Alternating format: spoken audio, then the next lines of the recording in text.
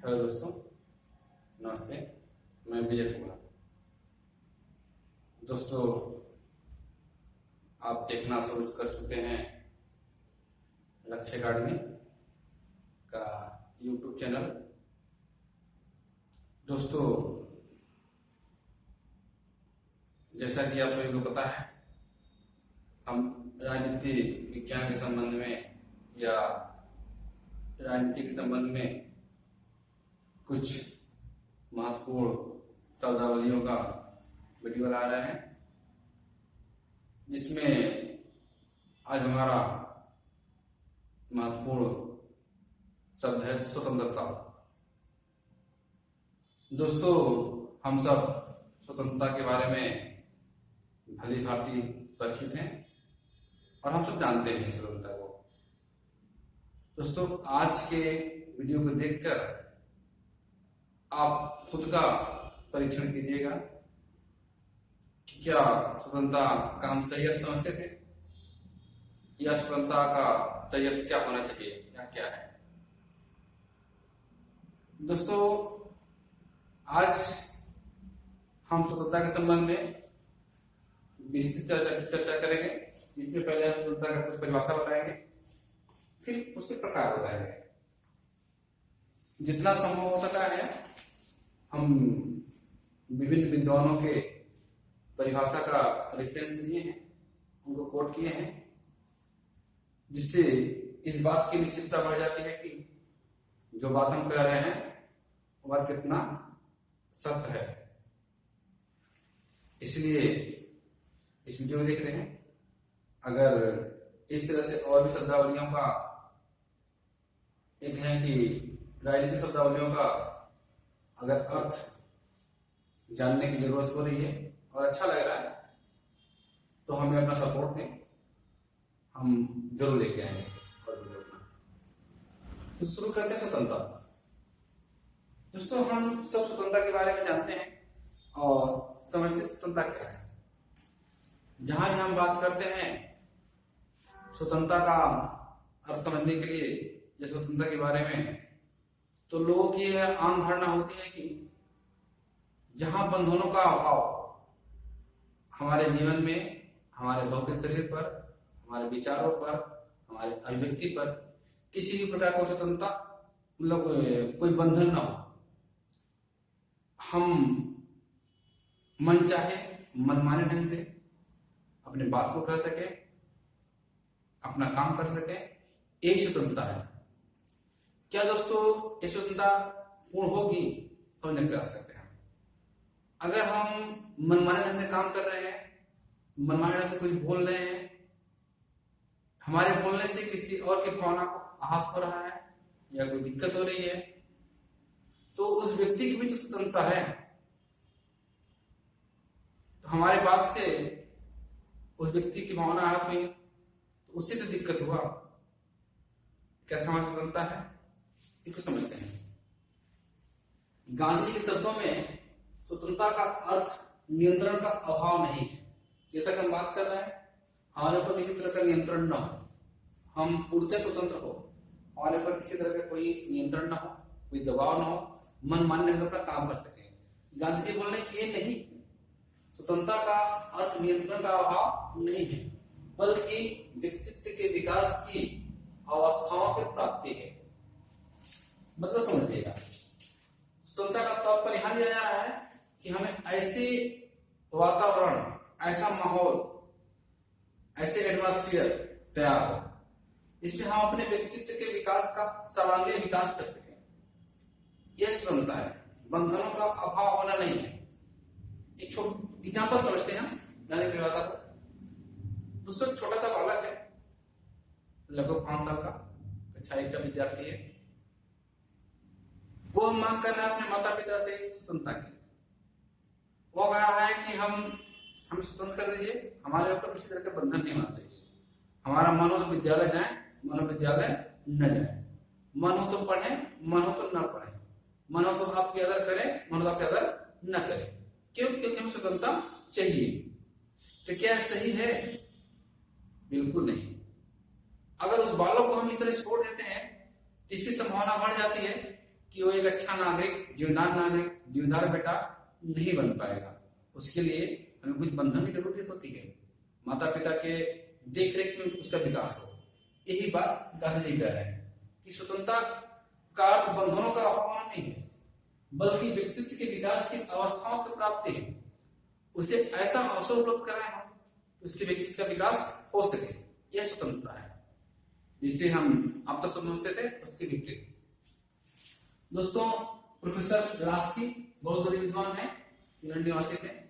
ये बोलते हैं कि स्वतंत्रता उस वातावरण को बनाए रखना है जिसमें व्यक्ति को अपने जीवन का सर्वोत्तम विकास करने की सुविधा प्राप्त हो। लगभग इनकी परिभाषा भी गांधी से मेल खा रही है, अगर हम अर्थ समझने का प्रयास करें तो। इन्होंने कहा है स्वतंत्रता उस वातावरण को बनाए रखना है या उस माहौल को बनाए रखना है जिनमें व्यक्ति को अपने जीवन का सर्वोत्तम विकास करने का अवसर उपलब्ध हो। ये समझिए कि अगर एक विद्यार्थी से पढ़ना है तो उसे पढ़ने का अवसर उपलब्ध हो, उसे माहौल मिले, विद्यालय मिले, अच्छे शिक्षक मिले, पुस्तक मिले, ये स्वतंत्रता है। अब स्कूल में चले गए आप, अध्यापक कुछ डांट रहा है, कुछ समझा रहा है, बोले बिल्कुल नहीं, आप कैसे डांट रहे मुझे, हम तो स्वतंत्र हैं, हम तुम्हारी बात नहीं मानेंगे। दोस्तों, स्वतंत्रता बिल्कुल नहीं है। अगर ऐसी स्वतंत्रता की बात करेंगे, आपके व्यक्तित्व का विकास नहीं हो सकता है। स्वतंत्रता का अर्थ है आप अपने व्यक्तित्व का विकास कर सके, उस वातावरण को प्राप्त करें जिसमें अपने व्यक्तित्व का अपना संपूर्ण विकास कर सके या अपने उत्कर्ष की ओर नियंत्रण बढ़ सके। स्वतंत्रता क्या है दोस्तों? स्वतंत्रता के कुछ प्रकार हैं, इस प्रकार को समझते हैं। पहला स्वतंत्रता प्राकृतिक स्वतंत्रता। हम इस प्रकार को समझने के लिए कुछ विद्वानों की परिभाषा को कोट करने का प्रयास करेंगे ताकि थोड़ा और बेहतर समझ सकें। जैसा कि रूसो ने लिखा है, मनुष्य स्वतंत्र उत्पन्न होता है किंतु वह बंधनों से बंधा हुआ होता है। प्राकृतिक स्वतंत्रता का अर्थ यह है कि जिस प्रकार व्यक्ति पैदा होता है तो प्रकृति द्वारा उसे हवा मिलती है, स्वतंत्र रूप से उसे रोने की आजादी होती है, अपना व्यक्तित्व विकास करने की आजादी होती है, उसके ऊपर कोई सी प्रकार का बंधन नहीं होता है। परंतु हम सर्वत्र चारों तरफ बंधनों से बंधे होते हैं। हम माता पिता के आदर का पालन करते हैं, अपने समाज में रहते हैं, जैसे जैसे विकास करते हैं हमारी जिंदगियां बढ़ती जाती है। ये है प्राकृतिक स्वतंत्रता। प्राकृतिक स्वतंत्रता यह है कि हम प्रकृति से मिलने वाला शुद्ध हवा पानी जिस प्रकार से पैदा हुए बालक को मिलता है उस प्रकार से हमें मिलना चाहिए, यही प्राकृतिक स्वतंत्रता। अगर हमारे हवा पानी को कोई प्रदूषित कर रहा है तो हमारी स्वतंत्रता में बाधा उत्पन्न कर रहा है, यह है प्राकृतिक स्वतंत्रता। दूसरा बात करते हैं व्यक्तिगत स्वतंत्रता। जेएस मिल के शब्दों में व्यक्ति अपने ऊपर, अपने शरीर, मस्तिष्क और आत्मा के ऊपर संप्रभु है। संप्रभु का तात्पर्य है कि हम पूर्णतः अपना विकास कर सकें। दोस्तों, व्यक्तिगत स्वतंत्रता जो बात हो रही है ये अपने भौतिक शरीर, अपना निजी जीवन की बात हो रही है। एक अति महत्वपूर्ण स्वतंत्रता है। इसमें हमारे ऊपर किसी प्रकार का हमारे शरीर को कोई दंडित न करे, हमें कोई अपमानित न करे, हमारे मस्तिष्क को कोई चोट न पहुंचाए, भावना को ठेस न पहुंचाए, ये है हमारी व्यक्तिगत स्वतंत्रता। हम आमतौर पर जिस स्वतंत्रता को समझते हैं, अगर उस स्वतंत्रता का कोई पालन कर रहा है तो किसी दूसरे व्यक्ति के व्यक्तिगत स्वतंत्रता का ह्रास होता है। इस प्रकार से प्रत्येक व्यक्ति की व्यक्तिगत स्वतंत्रता है, अर्थात हम ऐसा कोई भी काम नहीं करेंगे इसमें किसी व्यक्ति की दूसरे अन्य व्यक्ति की व्यक्तिगत स्वतंत्रता का ह्रास हो। प्रत्येक व्यक्ति, हर व्यक्ति, छोटा हो बड़ा हो, अमीर हो गरीब हो, हर व्यक्ति की व्यक्तिगत स्वतंत्रता है। वो अपने भौतिक शरीर पर पूर्ण स्वामित्व है, उसका पूर्ण का स्वामी है, उसे अपने अनुसार उसका चलन या उसका विकास कर सकता है। यह है व्यक्तिगत स्वतंत्रता, जैसा कि जेएस मिल ने कह रहे हैं। अगला शुरुआत है इसी क्रम में नागरिक स्वतंत्रता। गेटेल ने लिखा है, नागरिक स्वतंत्रता इन अधिकारों और विशेषाधिकारों को कहते हैं जिनको राज्य अपने नागरिकों के लिए उत्पन्न करता है और उनकी रक्षा करता है। दोस्तों, सीधा सा संबंध है, ये है नागरिक स्वतंत्रता। जैसे कि हम सब भारत के निवासी हैं, तो भारत का निवासी होने के कारण हमें भारत देश कुछ स्वतंत्रता देता है। जैसे कि नागरिक स्वतंत्रता, ये अधिकार और विशेषाधिकार कहते हैं। जैसे कि हमें पढ़ने की स्वतंत्रता, आप देखे होंगे कि 8वीं तक के विद्यालयों को या 8वीं तक के विद्यार्थी को निःशुल्क शिक्षा दिया गया है।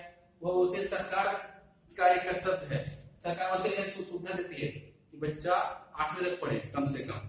अगर मुझे कोई दंडित कर रहा है, मार रहा है, तो पुलिस व्यवस्था हमारे पीछे लगी हुई है ताकि हमें हमारा व्यक्ति स्वतंत्रता प्राप्त हो सके। यह है नागरिक स्वतंत्रता।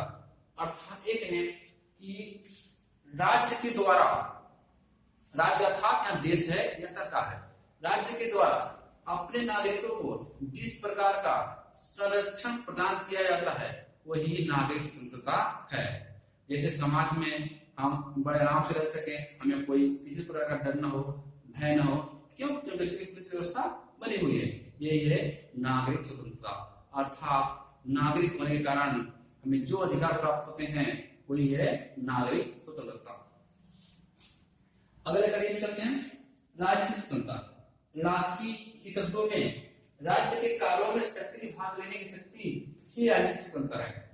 दोस्तों, अगर हम नागरिक स्वतंत्रता की बात करें तो सरल शब्द समझ सकते हैं कि हमें मत देने का अधिकार, वोट देने का अधिकार, चुनाव लड़ने का अधिकार, या कोई भी सरकारी भर्ती निकलती है उस भर्ती में अपनी दावेदारी करने का अधिकार, यह है राजनीतिक स्वतंत्रता। राज्य के नजरों में हमें एक बराबर अधिकार मिले, हम उसमें अपनी पूर्ण भागीदारी कर सकें, उसमें पार्टिसिपेट कर सकें, यही है राजनीतिक स्वतंत्रता। अर्थात हम किसी भी तरह से राजनीतिक कार्यों में सक्रिय रूप से भाग लें, अर्थात हम मत देने जाएं, चुनाव लड़ें, ठीक, यह है राजनीतिक स्वतंत्रता। आगे चलते हैं आर्थिक स्वतंत्रता। हाफ ने कहा है एक भूख से मरते हुए व्यक्ति के लिए स्वतंत्रता का क्या लाभ है? वह स्वतंत्रता को न खा सकता है और नहीं पी सकता है। दोस्तों, आर्थिक स्वतंत्रता को संकेत करते हुए हाफ ने बहुत ही बेहतर कोट किया है, बहुत बेहतर लाइन लिखा है। उन्होंने कहते हैं कि अगर कोई व्यक्ति भूख से मर रहा है, उसके लिए दुनिया में फैले हुए या देश में रहने तमाम स्वतंत्रताओं का कोई महत्व नहीं है, उसे उस टाइम पर सिर्फ खाना और पानी का ही मतलब है। अर्थात इस परिभाषा को अगर बड़ी गंभीर समझने का प्रयास करें तो इनका कहना है कि व्यक्ति को सबसे पहले आर्थिक स्वतंत्रता मिले, वो भूख से न मरे, हर व्यक्ति को उसकी योग्यता के आधार पर काम मिले और उस काम का पूरा दाम मिले ताकि अपना जीवन यापन कर सके, अपना पेट भर सके, खाना खा सके। इसके बाद जितनी सारी स्वतंत्रता है सबका महत्व बहुत बाद में आता है, पहले आर्थिक स्वतंत्रता का महत्व होता है। अर्थात सब व्यक्ति अपना पेट भर सके, जब भूख रहेगी लगेगी तो आगे किसी प्रकार की स्वतंत्रता का कोई महत्व नहीं है। इसलिए हाफ के शब्दों में ये है सबसे पहले आर्थिक स्वतंत्रता सबसे महत्वपूर्ण है। प्रत्येक व्यक्ति को अपने काम के अपनी योग्यता के आधार पर काम मिले और काम का पूरा दाम मिले। दोस्तों, आगे आता है धार्मिक स्वतंत्रता। धार्मिक स्वतंत्रता का तात्पर्य है कि हम अपने व्यक्तित्व के विकास में या व्यक्तित्व के विकास करने के लिए जिस किसी भी धर्म का हम सहारा लेना चाहें उस धर्म का हम सहारा ले सकते हैं। उसकी पूजा पाठ, उसकी अर्चना, उसका आचरण, उसका प्रचार हम कर सकते हैं ताकि हम अपने व्यक्तित्व का विकास कर सके। इसका तात्पर्य कतई नहीं है कि हम अपने धर्म के प्रचार के लिए दूसरे धर्म के व्यक्ति को ठेस पहुंचाए, कतई अर्थ नहीं है। हमारा इसमें अर्थ नहीं है कि हम अपने धर्म का प्रचार करें, अपने व्यक्तित्व के विकास के लिए। हम धर्म हमें बहुत अच्छी चीज सिखाता है, अपने माता पिता का आदर करना, गुरुओं को आदर करना, बड़ों को सम्मान करना, ये धार्मिक शिक्षा का ही पार्ट है, ये स्वतंत्रता है। हम अपने धर्म का अपने आधार पर उसका पालन पोषण अपने कर सके, अपने व्यक्तित्व का विकास कर सके, यही है धार्मिक स्वतंत्रता। दूसरा है राष्ट्रीय स्वतंत्रता। राष्ट्रीय स्वतंत्रता का तात्पर्य है कि राष्ट्र के निर्माण में अपना सक्रिय योगदान दे सके। राष्ट्र स्वतंत्र है, हम राष्ट्र स्वतंत्र नागरिक रहे। जो देश पराधीन है, किसी किसी के अधीन है, वहां के नागरिकों की बहुत दुर्दशा होती है दोस्तों। वहां पर उनका कोई माय बाप नहीं होता है, कोई मार भी दे उनके पीछे कोई बोलने वाला नहीं होता है। तो प्रत्येक व्यक्ति का एक कर्तव्य है कि अपनी स्वतंत्रता के लिए संघर्ष करे, अपनी राष्ट्रीय स्वतंत्रता को प्राप्त करे ताकि राष्ट्र स्वतंत्र हो सके। अगला है नैतिक स्वतंत्रता। नैतिक स्वतंत्रता का तात्पर्य है कि हम नैतिक रहें, अनैतिक ना हो। नैतिक होने का तात्पर्य है अगर हम नैतिक होंगे तो बाकी सारी स्वतंत्रता अपने आप सबको मिल जाएगी। अगर हम नैतिक हो गए तो सामने वाली स्वतंत्रता सुनिश्चित हो जाती है, और सामने वाला व्यक्ति नैतिक हो जाए तो हमारी स्वतंत्रता सुनिश्चित हो जाती है। इस प्रकार से प्रत्येक व्यक्ति नैतिक हो जाए, यही नैतिक स्वतंत्रता।